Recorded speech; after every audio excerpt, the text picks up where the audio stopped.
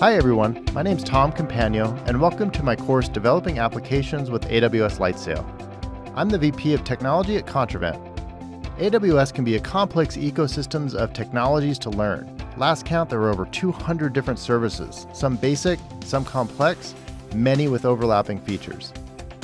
In this course, we're going to take things back to the basics with some AWS offerings that will get you up and running and building applications in no time.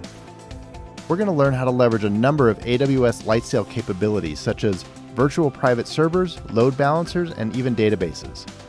We'll learn how to connect a Cloud9 cloud-based IDE to our Lightsail server and code without the need to run an entire software stack on our local machine.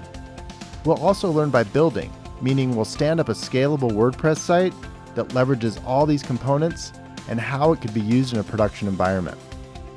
Make sure to sign up for your own AWS account and bring your basic coding skills and join me on this journey to learn all about AWS Lightsail in this course, Developing Applications with AWS Lightsail at Pluralsight.